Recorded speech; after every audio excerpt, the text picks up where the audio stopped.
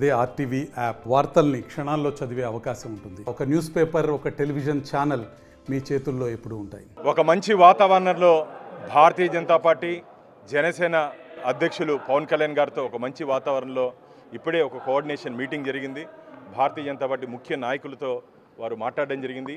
ఖచ్చితంగా తిరుపతి జనసేన అభ్యర్థిని, తిరుపతిలో పార్లమెంట్ అభ్యర్థిని ఇద్దరిని గెలిపించుకునే విధంగా ముగ్గురం కలిసి పనిచేయాలని చెప్పి వారు చెప్పారు. అంతేకాకుండా ముఖ్యంగా తిరుపతిలో జరుగుతున్నటువంటి అన్యాయాలు, తిరుపతి ఎమ్మెల్యే అభ్యర్థి చేస్తున్నటువంటి అఘాయిత్యాల మీద పూర్తి వివరాలు ఇవ్వడం జరిగింది. ఎందుకంటే తులసివనం లాంటి తిరుపతిని గంజేవనంగా మారిపోయింది. అలాగే టీటీడీ నుంచి దాదాపు 10-15% కమిషన్తో ఇక్కడ 200 కోట్ల పైచిలకు అవినీతి జరిగింది. టీటీడీ నిధుల్ని దారి మళ్లిస్తున్నారు. అంతేకాకుండా టీడీఆర్ బాండ్స్ విషయం కానీ మిగతా అన్ని విషయాల్లో తిరుపతిలో ఏ విధంగా అన్యాయాలు జరుగుతున్నాయో, ఏ విధంగా దాన్ని అధిగమించాలో, ముఖ్యంగా దొంగ ఓట్లు, దాదాపు 34,000 ఓట్లు దొంగ ఓట్లని నమోదు చేసుకొని తద్వారా ఎన్నికల్లో గెలవాలని చెప్పి వీళ్ళు ప్రయత్నం చేస్తున్నారు. వీటి అన్నిటి మీద మేము రాష్ట్ర ఎన్నికల కమిషన్కి, కేంద్ర ఎన్నికల కమిషన్కి మేము ఫిర్యాదు చేసాం. ఇంతేకాకుండా అధికార పార్టీకి కొందరు అధికారులు తొత్తులుగా వ్యవహరిస్తున్నారు. అధికారులందరి మీద చర్యలు తీసుకోవాలి, ఎన్నికల విధుల నుంచి తప్పించాలి.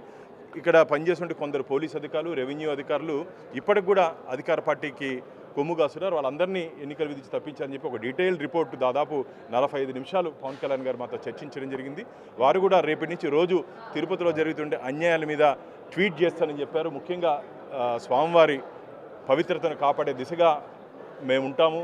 మేము కూడా ఎర్రచందనం మీద కానీ, ఈ గంజాయి మీద కానీ, టీటీడీ జరుగుతున్న అవినీతి మీద కానీ, ఈ తిరుపతిలో జరుగుతుంటే అరాచకాల మీద ఖచ్చితంగా పవన్ కళ్యాణ్ గారు మాట్లాడుతామన్నారు. చాలా సంతోషం. మాకైతే గట్టి నమ్మకం, విశ్వాసం ఉంది. ఈరోజు భారతీయ జనతా పార్టీ, టీడీపీ, జనసేన రాబో రోజుల్లో ఆంధ్రప్రదేశ్లోకి అధికారంలోకి వస్తున్నాం. ఇక్కడ అధికారులకి తీవ్రంగా హెచ్చరిస్తున్నాం. అధికారం చేతుల్లో ఉంది కదా అని చెప్పి మీ ఇష్టానుసారంగా వ్యవహరిస్తే రాబో రోజుల్లో పరిస్థితులు చాలా తీవ్రంగా ఉంటాయి. ఖచ్చితంగా జైలుకి వెళ్ళే ప్రమాదం ఉంది. ఎవరిని వదిలిపెట్టే ప్రసక్తే లేదు, ఎవరిని స్పేర్ చేసే ప్రసక్తే లేదు. ఎన్నికల రోజు విధ్వంసం చేసి విధ్వంసంతో గెలవాలని చెప్పి ఒక కుట్ర పన్నుతున్నారు అధికార పార్టీ వారు. వారి ఆటల్ని సాగను. ఖచ్చితంగా ఆంధ్రప్రదేశ్ రాష్ట్రంలో ఎన్డీఏ కూటమి అధికారంలోకి రాబోతోంది. కేంద్రంలో నరేంద్ర మోడీ గారి నాయకత్వంలో కేంద్రమే అధికారంలోకి రాబోతున్నాం.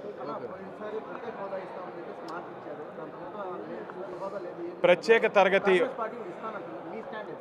కాంగ్రెస్ పార్టీ వచ్చేది లేదు, ఇచ్చేది లేదు. వాళ్ళు వచ్చేది లేదు. కాంగ్రెస్ పార్టీ ఒక భస్మాసుర హస్తం, ఆచరణ కానీ హామీలు ఇచ్చి ఈరోజు ఆంధ్రప్రదేశ్ ప్రజల్ని వాళ్ళు నమ్మక ద్రోహం చేస్తున్నారు. అసలు 175 స్థానాల్లో ఒక్క స్థానాల్లో అయినా సరే డిపాజిట్ తెచ్చుకోమని చెప్పండి. వాళ్ళని ఒక్క స్థానంలో అయినా సరే కాంగ్రెస్ పార్టీని డిపాజిట్ తెచ్చుకోమని చెప్పండి. వాళ్ళు మాట్లాడచ్చు.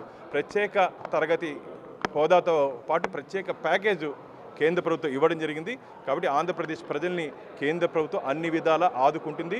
సీమాంధ్రాన్ని స్వర్ణాంధ్ర చేసేంతవరకు ఇక్కడ ఉన్నటువంటి ఎన్డీఏ ప్రభుత్వం, కేంద్రం నుండి భారతీయ జనతా పార్టీ ప్రభుత్వం ఆంధ్రప్రదేశ్ రాష్ట్రం కోసం, ఆంధ్రప్రదేశ్ ప్రజల కోసం మేము ఖచ్చితంగా రాబో రోజుల్లో అభివృద్ధి కోసం మేము సహాయ సహకారాలు పరస్పరం అందించుకుంటామని చెప్పి మీ ద్వారా తెలియజేసుకుంటాం.